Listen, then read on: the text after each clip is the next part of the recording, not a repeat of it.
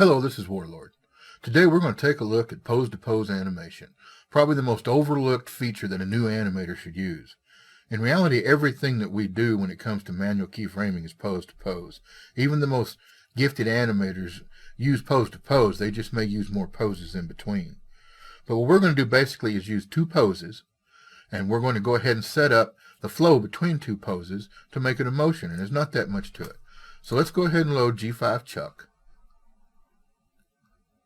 And let's take Chuck over here by the fireplace, and we're going to pretend that there's a fire in there, or that he's working on it, and you're already working with cartoon characters, so pretending shouldn't be hard. And we're going to go from there into animation, motion, and what we're going to do is go to Neil 2, which is within the G5 Male pose folder under motion, G2. This is just a single pose, it's not a motion. Now to dress this up a little further, let's go to Actor, Avatar, Look At, pick the target, and let's have him look down in the fireplace. Now, depending on how your prop is built, you may have to actually put something in that fireplace or some kind of an invisible dummy down in there for him to look at. But in this case, there was something for him to focus on. So we've got him set up. So now let's go ahead and open up our timeline. Motion is what we're going to be working in. Let's go down to about frame 30. This is personal choice. Let's go back to animation, and let's click in our default stand. Now the same group, G5 Male. Now what we have right now is not real smooth, and you notice he jumps. This is something you might as well learn about right now. These are transform keys. There's an extra transform key that doesn't need to be there. So that corrects that little problem. But you can still tell it's jumping between two motions, and that's because this blend handle's not pulled all the way back. So instead of just blending it a little, we're going to blend it all the way to the beginning and completely encompass this first pose. Now, as you can see, we have a much smoother motion. So we're going to go ahead to where he gets up, somewhere around there. Let's go ahead and have him walk away. He has a persona, so we can just right-click and have him walk away. Now, it looks like he's going to break his neck, but we'll come back and fix that. So we're going to click Walk Forward, and we'll walk this direction. Let him finish his walk. Now, let's go back to our scrubber, and when he starts to turn, let's go back to Actor, Avatar, Set Free. Let's turn him just a little more. Now, let's just give him another target, another look at target. We don't have to. Let's say someone's sitting on the couch, or look at this lamp, something in that area. Give him something to kind of swing that head on around and follow. Now that in itself is not a bad motion, and we haven't taken hardly any time at all. iClone is taking care of it between the two poses. And with the combination of Look At and some other features, you can smooth it out. And we hadn't even got into using curves or time warps or other things that are available to us. These are just the basics.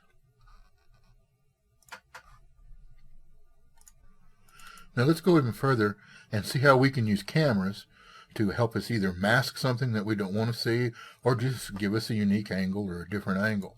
With the character selected, I'm going to go to Actor Cam, and let's see how it looks using the Actor Cam.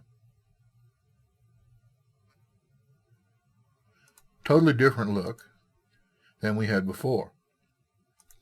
Now we can also come in here, since the Actor Cam is not actually a full-time camera available all the time, we hit Add, and now we've made it a permanent camera, but it's not going to move with it until we tell it to. So right now he's just going to walk by.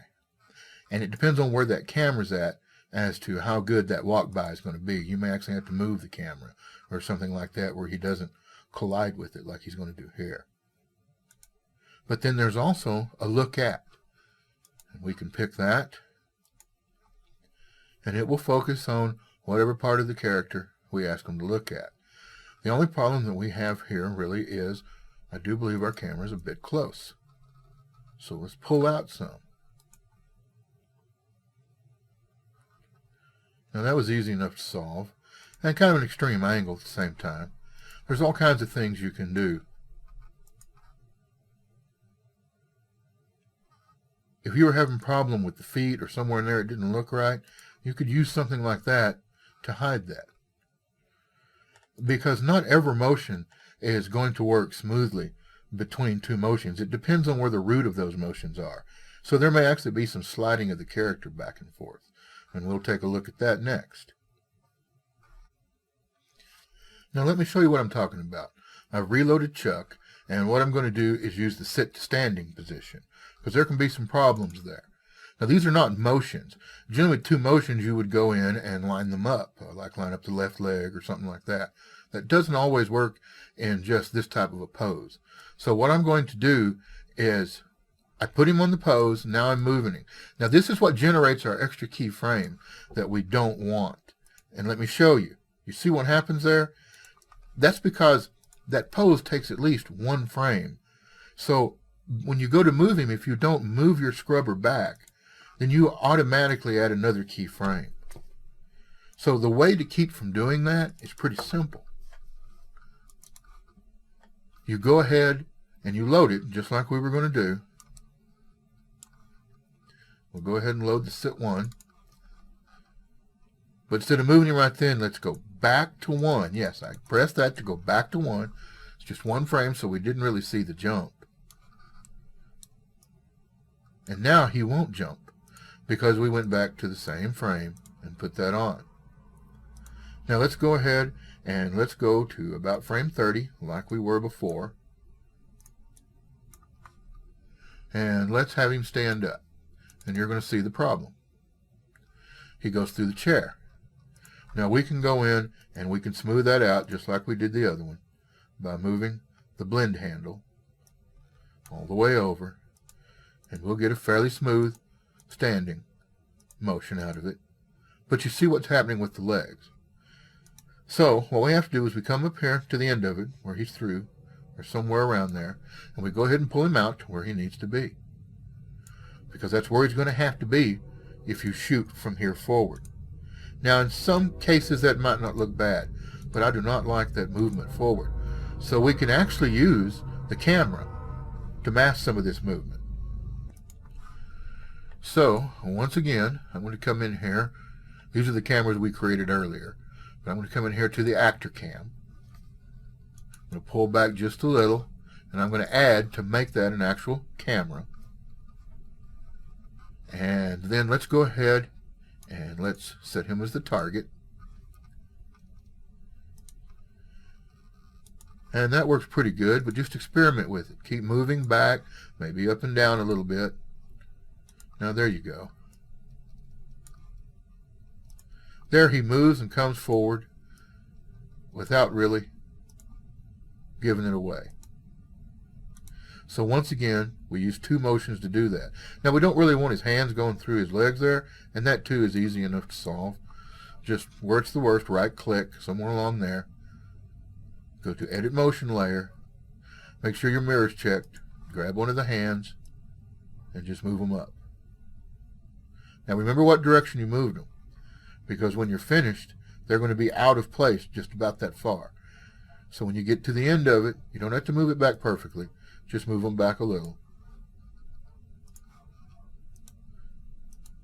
And you end up with a pretty good motion.